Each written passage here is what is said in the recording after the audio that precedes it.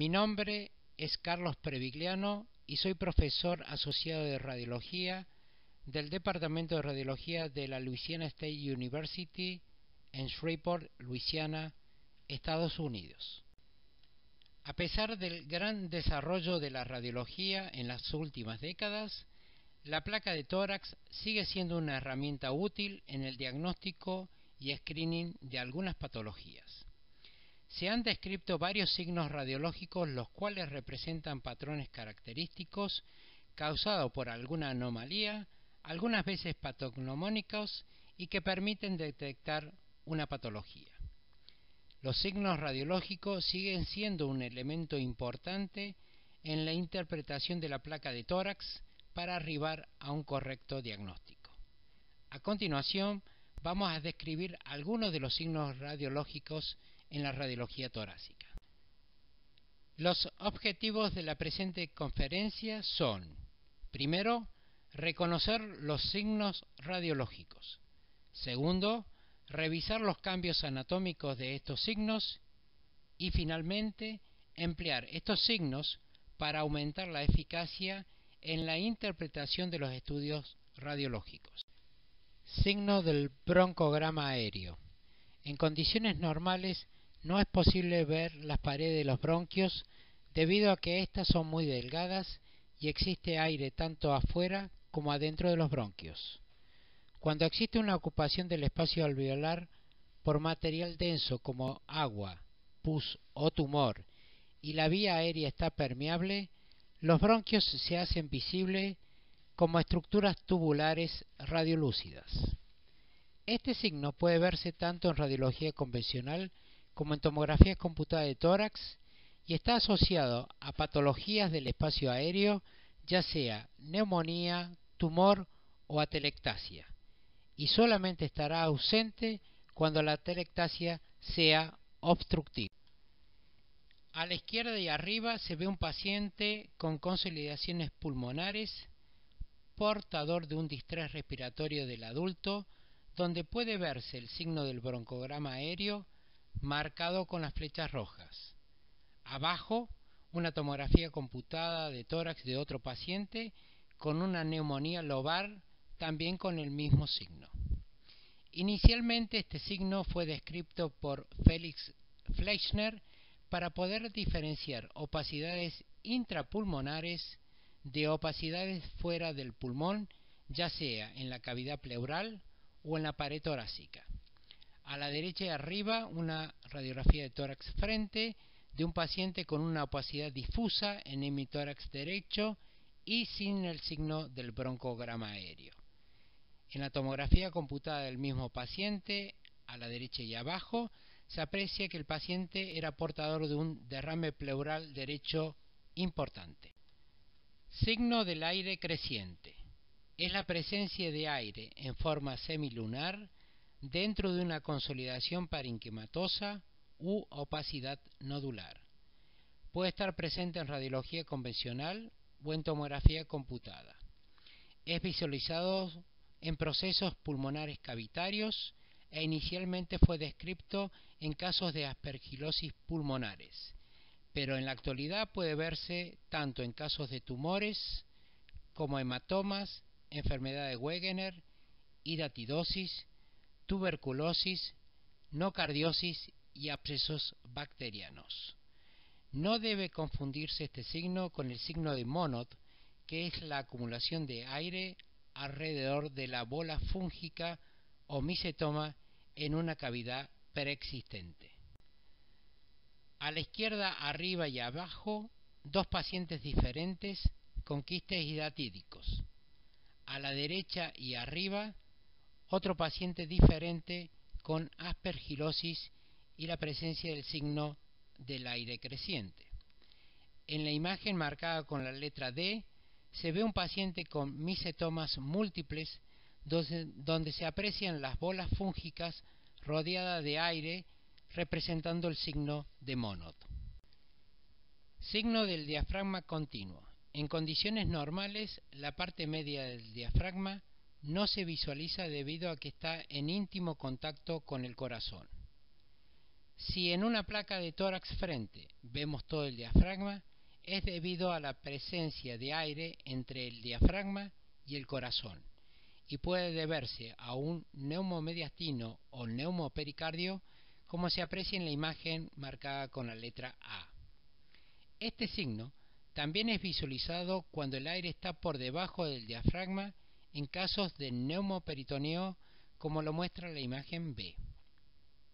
Como dije anteriormente, este signo es útil en la radiografía de tórax frente. Signo del surco profundo.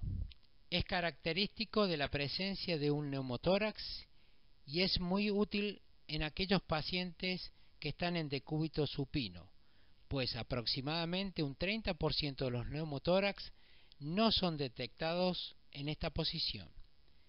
En este signo se ve la presencia de aire en el seno costofrénico lateral rodeando el hipocondrio. Es muy útil en aquellas personas que están muy enfermas o neonatos, en los cuales el único estudio que puede realizarse es una radiografía de tórax frente en posición supina. En la imagen A se ve un paciente traumatizado con neumotórax derecho y el signo del surco profundo. En las imágenes B y C se ve un paciente con un pequeño neumotórax espontáneo en el lado derecho. Signo del anillo alrededor de la arteria. Este signo es visualizado en las placas laterales de tórax en pacientes portadores de neumomediastino. Representa la presencia de aire alrededor de la arteria pulmonar derecha, como puede verse en esta paciente asmática con neumomediastino. Abajo puede verse la tomografía confirmando el diagnóstico. En realidad, este signo puede verse toda vez que el aire del neumomediastino esté alrededor de cualquier estructura tubular, como vasos sanguíneos o bronquios. Las imágenes muestran un caso con presencia de aire rodeando la vena brachiocefálica derecha en un paciente con neumomediastino y confirmado por tomografía computada. Signo de la vela tímica. Este signo es visualizado en casos de neumomediastino cuando existe acumulación de aire en un lado del mediastino anterior con desplazamiento del timo en sentido contralateral. Se ve en placas radiográficas de frentes de los neonatos y niños. Es llamado así por la semejanza con un tipo especial de vela, como muestra la flecha roja en la placa de tórax de frente. Signo de los dedos en guante.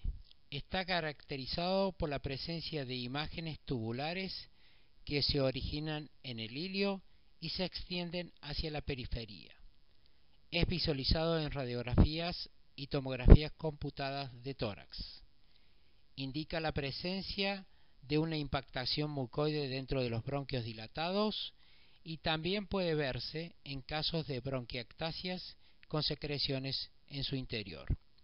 En la imagen A se ve una placa de tórax frente con imágenes tubulares que se originan en el ilio y se extienden hacia la periferia en un paciente portador de una aspergilosis broncopulmonar alérgica.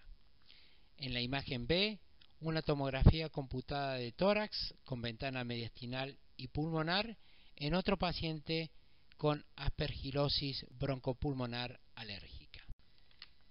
Signo de la S de Golden. Asemeja una imagen de S invertida. Típicamente se ve en casos de colapso del lóbulo superior derecho, aunque puede verse en otros lóbulos. Es debido a la presencia de una masa central, primaria o secundaria, que comprime el bronquio correspondiente, produciendo la atelectasia de dicho lóbulo.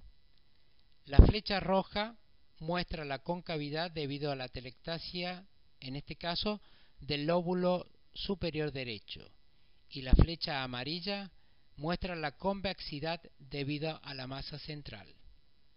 Este signo puede verse tanto en radiografías de tórax frente y perfil como en tomografías computadas. Signo de Lufsikel. Se caracteriza por la presencia de aire en forma de media luna entre el mediastino y la opacidad pulmonar debido a una atelectasia del lóbulo superior izquierdo, pero también puede verse en casos de atelectasias del lóbulo superior derecho. El vocablo Luftcycle es de origen alemán y significa aire creciente. El aire en forma de media luna corresponde al aire en el segmento superior del lóbulo inferior que está hiperinsuflado. En las imágenes A y B se muestra un paciente con linfoma con obstrucción bronquial que produce atelectasia del lóbulo superior izquierdo y la língula, con la presencia de aire en semiluna entre el botón aórtico y la consolidación parenquimatosa. En las imágenes C y D se muestra otro paciente con atelectasia del lóbulo superior derecho y la presencia del signo de Luftcycle señalado con la flecha roja. Signo de la doble densidad. Ocurre en casos de hipertrofia de la aurícula izquierda. Se visualiza en las radiografías de frente, en el borde derecho de la silueta cardíaca, observándose una densidad convexa interna que representa la pared de la aurícula izquierda, agrandada, y otra convexidad externa que corresponde a la pared externa de la aurícula derecha, como se muestra en la imagen A con las flechas rojas. Típicamente, cuando existe hipertrofia de la aurícula izquierda, en la radiografía de frente se ve apertura del ángulo de la carina y un desplazamiento superior del bronquio fuente izquierdo, y en la radiografía lateral, como se muestra en la figura B, puede verse un desplazamiento posterior del bronquio fuente izquierdo, configurando lo que se denomina el signo del hombre caminando. Signo de la dona o de la rosquilla. Este signo se visualiza en las radiografías laterales de tórax y es útil para hacer el diagnóstico de adenopatías en el espacio subcarinal. En la figura A puede verse una radiografía lateral de tórax normal. La flecha amarilla señala la imagen radiolúcida redondeada correspondiente al bronquio fuente izquierdo, mientras que la flecha blanca señala la ventana infrailiar, que siempre debe ser clara por la presencia de aire normal en el pulmón. En la figura marcada con la letra B puede verse que hay una imagen densa, redondeada, que rodea la luz del bronquio fuente izquierdo, marcado con las flechas rojas, configurando el llamado signo de la dona. En este caso se trató de un paciente con sarcoidosis y adenopatías subcarinales. En la figura C se ve una radiografía lateral de tórax con presencia de opacidades que rodean el bronquio fuente izquierdo, pero con conservación de la ventana infrailiar. En este caso se trató de un paciente con hipertensión pulmonar y agrandamiento de las arterias pulmonares derecha e izquierda. Signo de la silueta. Este signo fue descrito por el famoso doctor Benjamin Felson y es utilizado para la ubicación espacial de una consolidación parenquimatosa. De acuerdo al doctor Felson, cuando dos opacidades de la misma densidad están próximas una a otra, el borde de separación entre ambas desaparece, mientras que si estas dos opacidades de la misma densidad están una distante de la otra, la interfase que separa a ambas está intacta. En la figura A puede verse una consolidación del espacio aéreo en la base del pulmón derecho, que borra el borde derecho del corazón, lo que significa que la consolidación parenquimatosa está ubicada en el lóbulo medio derecho en íntimo contacto con el corazón. En la figura B se muestra una consolidación del espacio aéreo con conservación del borde izquierdo de la silueta cardíaca y borramiento del hemidiafragma izquierdo, lo que significa que la consolidación parenquimatosa está localizada en el lóbulo inferior izquierdo. Signo cérvico-torácico. Este signo también fue descrito por el Dr. Benjamin Felson y está basado en el principio de que una lesión intratorácica en contacto con los tejidos blandos del cuello no puede estar rodeada por aire. Este signo es empleado para determinar la localización de una lesión en la parte superior del mediastino.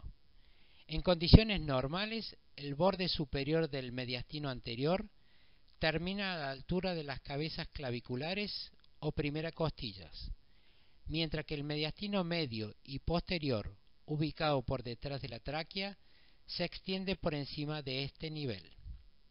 Quiere decir que si una masa mediastinal se proyecta por debajo del nivel de las cabezas claviculares o primera costilla, significa que dicha masa está en el mediastino anterior por delante de la tráquea, mientras que si la lesión en cuestión se extiende por encima de las cabezas claviculares o primera costilla, quiere decir que está ubicado en el mediastino medio o posterior por detrás de la tráquea. En la figura A, radiografía de tórax frente, y en la figura B, tomografía computada de tórax con contraste del mismo paciente, se ve una masa en el mediastino superior que termina a la altura de las clavículas, lo que significa que dicha masa debe estar ubicada en el mediastino por delante de la tráquea. En este caso se trató de un paciente con linfoma. En las figuras C y D se observa una masa en la parte superior del mediastino que sobrepasa el nivel de las clavículas, lo que significa que dicha masa debería estar localizada en el mediastino medio o posterior por detrás de la tráquea. La figura D corresponde al mismo paciente y se trata de una imagen coronal de resonancia magnética T1 con contraste en este paciente portador de un neurosarcoma. Signo tóraco-abdominal, también descrito por el Dr. Benjamin Felson y está basado en el principio anatómico de que el seno costofrénico posterior se extiende más caudalmente que el seno costofrénico lateral. Si una lesión nodular, visto en la placa de tórax de frente, se ubica por debajo del nivel del hemidiafragma correspondiente, significa que dicha lesión está ubicada en la parte posterior de dicho pulmón, es decir, en el lóbulo inferior. En las figuras A y B se muestra un paciente con una granulomatosis de Wegener con la presencia de una imagen nodular que se proyecta por debajo del hemidiafragma derecho en la radiografía de frente, significando que está ubicado en el lóbulo inferior derecho, lo cual queda demostrado en la tomografía computada correspondiente. Signo de las márgenes ahusadas o afinadas. Este signo, visualizado en la radiología convencional, se emplea para determinar si una lesión nodular o masa está ubicada en el pulmón o por fuera del mismo. Si la lesión está ubicada en la pared torácica, en la pleura o en el mediastino, se va a ver que dicha lesión tiene bordes ahusados o afinados y presenta ángulo obtuso cuando contacta con la pleura o mediastino. Mientras que si la lesión es parenquimatosa, los ángulos de contacto con la pleura serán agudos. En la figura A se muestra una radiografía lateral de tórax en un paciente que tiene una masa en la parte anterior del hemitórax con borde ahusado y afinado y ángulo obtuso de contacto con la pleura, lo que significa que dicha masa está ubicada en la pleura o en la pared torácica.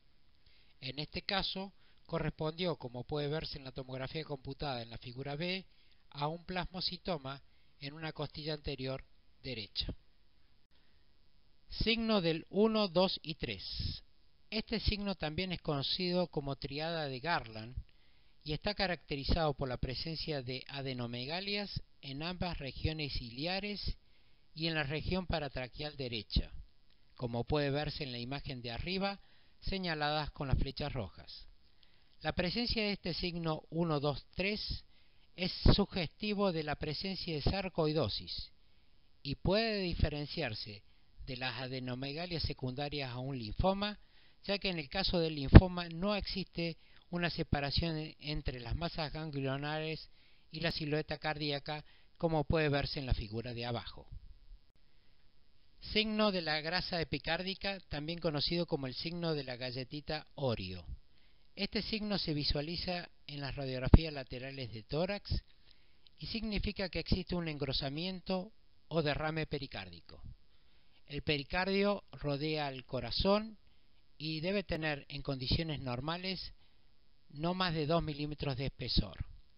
El saco pericárdico en condiciones normales contiene entre 20 y 50 mililitros de fluido y para ser detectado por radiografía convencional se requieren aproximadamente entre 200 a 250 mililitros de líquido. Para poder entender este signo debemos recordar la anatomía normal del saco pericárdico. En la figura A, que es una radiografía lateral de tórax normal, puede verse que el saco pericárdico señalado con la flecha azul se encuentra entre dos imágenes radiolúcidas señaladas con las flechas amarillas y que corresponden a la grasa epicárdica, la más interna, y a la grasa pericárdica, la más externa. La flecha verde señala el miocardio. En la figura B puede verse el saco pericárdico engrosado, ocasionado por un derrame pericárdico, señalado por las flechas rojas, y se encuentra en el medio de las dos imágenes radiolúcidas señaladas por las flechas amarillas correspondientes a la grasa epicárdica y pericárdica. Esta imagen simula o remeda la imagen de la galletita Oreo, donde las tapas de la galletita corresponderían a la grasa epicárdica y pericárdica y la crema de la galletita corresponde al engrosamiento del saco pericárdico debido a un derrame pericárdico en este paciente. En la figura C puede verse mucho mejor el derrame pericárdico en la tomografía computada que se le realizó a este paciente. Signo de la joroba de Hampton. Se visualiza este signo en casos de infartos pulmonares secundarios a un tromboembolismo pulmonar. Puede observarse este signo en placas radiográficas y en tomografías computadas de tórax. La característica es la presencia de una imagen triangular, periférica, con base pleural y ápex apuntando hacia el hilo pulmonar. En la figura A se muestra con la flecha roja una imagen triangular en la base del pulmón derecho correspondiente a la joroba de Hampton en este paciente con un infarto pulmonar. En la figura B del mismo paciente, tomada 3 días antes de la radiografía de tórax, se ve que existe un trombo pulmonar en la arteria pulmonar derecha y una imagen triangular periférica con base pleural y ápex apuntando hacia el ilio correspondiente al signo de la joroba de Hampton. Signo de Westermarck. Este signo es utilizado en casos de tromboembolismo pulmonar y está caracterizado por la presencia de una hiperlucidez o hipoatenuación del parénquima pulmonar distal al tromboembolismo central. Esta hipointensidad o hipoatenuación pulmonar es debido a la presencia de oligemia producida por la oclusión proximal de las arterias pulmonares. El signo de Westermarck está causado por una combinación de dilatación de las arterias pulmonares a nivel central y un colapso de la vasculatura pulmonar distal. En las figuras A y B se muestra un paciente con presencia de tromboembolismo pulmonar bilateral en horcajadas, con vasos prominentes a nivel central y oligemia distal debido al taponamiento de las arterias pulmonares. Signo del ilio superpuesto. Este signo también fue descrito por Benjamin Felson y sirve para diferenciar entre una masa localizada en el mediastino y una masa ubicada en el ilio pulmonar. Si los vasos del ilio pulmonar son visualizados a través de la masa, significa que ésta debe estar ubicada en el mediastino anterior o posterior y proyectada sobre el ilio, mientras que si la masa es inseparable de los vasos ciliares, significa que ésta está ubicada en el hilio pulmonar. El signo del hilio superpuesto también es útil para diferenciar entre una masa mediastinal y una cardiomegalia. En este caso, si se observa que los vasos pulmonares están desplazados lateralmente, favorece que el hallazgo corresponda a una cardiomegalia, mientras que en el caso de una masa mediastinal no existe desplazamiento lateral de las arterias pulmonares.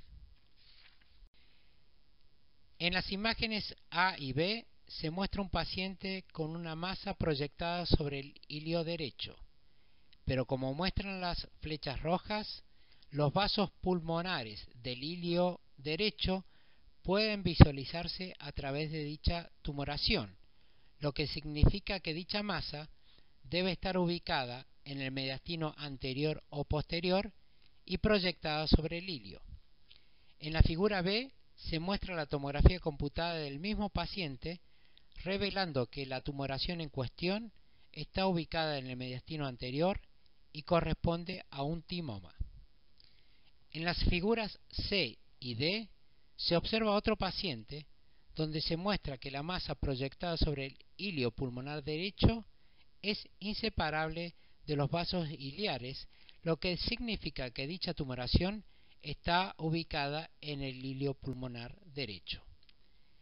En la figura D se muestra la tomografía computada del mismo paciente y la masa en cuestión se trató de un tumor primario en el hilio pulmonar derecho. Signo del angiograma por tomografía computada. Este signo, que se visualiza en las tomografías computadas de tórax con contraste, consiste en el realce de los vasos pulmonares dentro de una condensación pulmonar que contiene áreas de baja intensidad. Este signo fue descrito inicialmente por Im en el año 1990 y en aquel entonces determinó que en el 92% de los casos se trataba de tumores bronquiolo-alveolares y que esa hipointensidad dentro de la consolidación era debido a la presencia de mucina producida por dicho tumor. Sin embargo, en la actualidad, este signo no es tan específico del carcinoma bronquiolo-alveolar, puesto que puede verse tanto en casos de neumonías como en neumonitis obstructivas, edema, metástasis por carcinomas gastrointestinales productores de mucina y linfomas.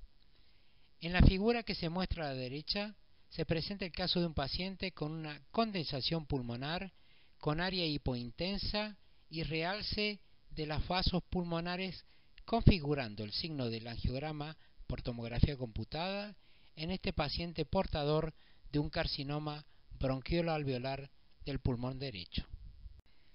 Signo del halo por tomografía computada. Este signo consiste en una imagen nodular o masa en el pulmón rodeada por una atenuación en vidrio esmerilado. Este signo es visualizado solamente en tomografías computadas y fue descrito por Kuhlmann en 1985 en pacientes portadores de aspergilosis invasivas. No obstante, en la actualidad puede ser visualizado en otras patologías como enfermedades infecciosas debidas a micobacterias, hongos o virus. También puede verse en procesos neoplásicos como carcinoma escamocelular o sarcoma de Kaposi, en casos de metástasis de angiosarcoma o coriocarcinoma y en enfermedades no neoplásicas como la granulomatosis de Wegener, el pulmón eosinofílico y la neumonía organizada, entre otros. En la figura A se muestra un paciente con el signo del halo, es decir, un nódulo rodeado de imagen en vidrio esmerilado, en un paciente portador de una neumonía organizada criptogénica o idiopática. Y en la figura B se observa el mismo signo del halo en un paciente con una infección por Mycobacteria avium intracelular. Signo del halo reverso, también visualizado en tomografía computada y consiste en una opacidad en vidrio esmerilado rodeado por un anillo de consolidación parenquimatosa de por lo menos 2 milímetros de espesor. Este signo fue descrito inicialmente por Boloudaki en 1996, pero fue King en el año 2003 quien usó el término de anillo reverso.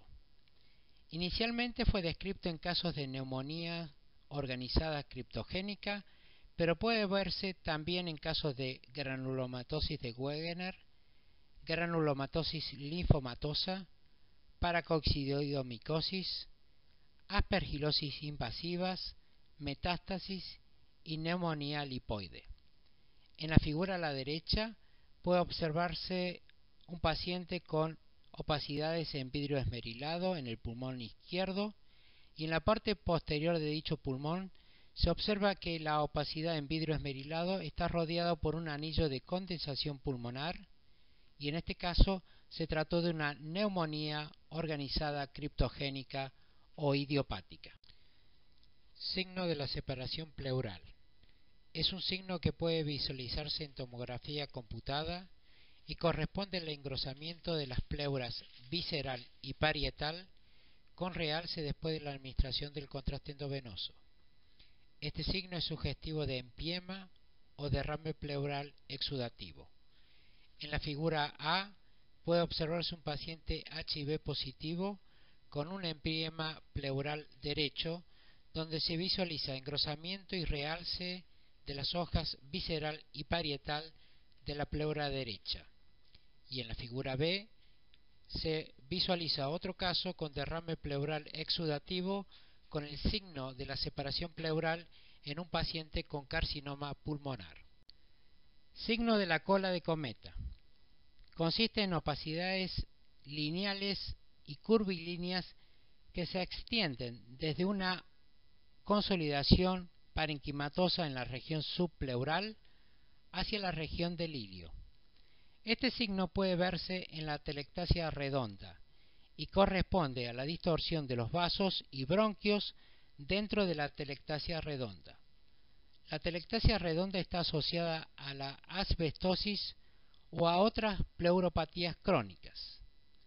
Varias patologías la pueden preceder, tales como el síndrome de Dressler, la cardiopatía congestiva, tuberculosis o derrame paraneumónico. Este signo es muy útil pues permite diferenciar entre una atelectasia redonda y un carcinoma pulmonar. En las figuras que se muestran a la derecha se observa que el paciente presenta un engrosamiento pleural crónico con una condensación pulmonar subpleural y las imágenes lineales que se extienden desde la región subpleural hacia el ilio, configurando el signo de la cola de cometa en este paciente portador de una atelectasia redonda. Signo del anillo de sello. Este signo es visualizado en tomografías computadas de tórax en pacientes portadores de bronquiectasias. La imagen del anillo corresponde a la dilatación bronquial, mientras que el sello de dicho anillo corresponde a la presencia de la arteria pulmonar que acompaña a dicho bronquio. Este signo es muy útil pues permite diferenciar bronquiectasia de lesiones quísticas pulmonares. En la imagen a la derecha, arriba y abajo se muestran dos casos diferentes en pacientes portadores de bronquiectasias con la característica imagen del signo del anillo de sello. En conclusión, los signos radiográficos son un elemento fundamental en la interpretación de las radiografías de tórax. La identificación de estos signos ayuda en el diagnóstico preciso de algunas patologías, facilita la recomendación de otros estudios más complejos y en general promueve la mejor atención al paciente. Muchas gracias por su atención. Ahora es su turno para leer los estudios radiológicos. A continuación se presentarán 5 casos y usted deberá determinar cuál es el signo que ha sido usado para hacer el diagnóstico y cuál es el diagnóstico en cada caso. Caso 1. Radiografía de tórax frente con el paciente en decúbito supino. El signo visualizado en este estudio es 1. Signo del diafragma continuo. 2. Signo del surco profundo. 3. Signo del Lufsikel. O 4. Signo de la dona. La respuesta correcta es signo del diafragma continuo, pues en la placa de tórax frente en decúbito supino puede observarse todo el diafragma. El paciente presentaba neumoperitoneo. A la izquierda puede verse una radiografía de tórax frente en posición erecta. Caso 2. Tomografía computada de tórax, corte axial con contraste endovenoso inmediatamente por encima del nivel de la carina. En esta tomografía computada se ve 1. El signo de la cola de cometa. 2. Signo del halo. 3. Signo de la S de Golden. O 4. Signo del aire creciente. La respuesta correcta es signo de la S de Golden, y la convexidad vista en la tomografía computada de tórax es debida a la presencia del tumor central, y la concavidad periférica es secundaria a la retracción de la cisura menor debido a la telectasia del lóbulo superior derecho. El diagnóstico en este paciente fue un tumor primario en el ilio derecho con compresión del bronquio del lóbulo superior derecho. A la izquierda puede verse una reconstrucción coronal y una traqueobroncografía virtual. Caso 3. Niño de sexo masculino con antecedente de tos y fiebre. En esta radiografía de tórax frente se ve 1. El signo de los dedos en guante. 2. Signo del halo reverso. 3. Signo de la silueta. O 4. Signo de la vela tímica.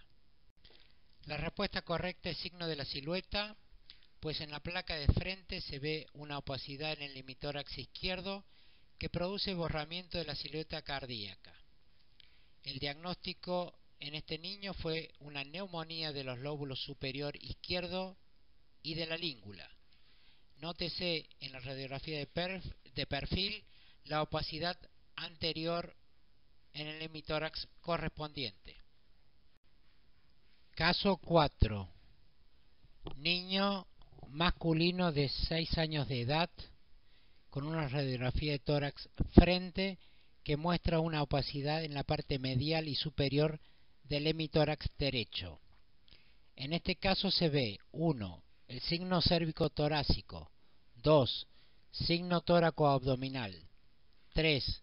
Signo del anillo de sello. O 4. Signo de la doble densidad. La respuesta correcta es signo cérvico-torácico, pues la masa en la parte superior del mediastino se extiende por encima del nivel de las clavículas, indicando que la patología en cuestión debería estar localizada en la parte posterior del mediastino. El diagnóstico en este caso fue un neuroblastoma, y a la izquierda se ve un corte axial y sagital de dicho paciente con la presencia de una masa en el mediastino posterior con calcificaciones dentro de la misma. Caso 5.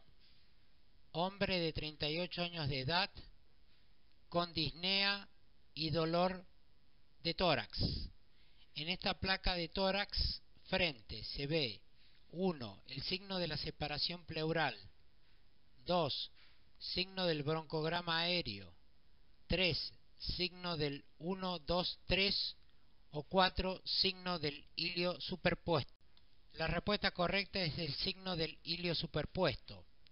En la radiografía de tórax frente se ve una masa que se proyecta sobre el hemitórax izquierdo, pero a través de la misma pueden verse los vasos del ilio izquierdo, lo que indica que la masa está por fuera del ilio. El diagnóstico en este caso fue un linfoma, como lo muestra la tomografía computada de tórax corte axial de dicho paciente.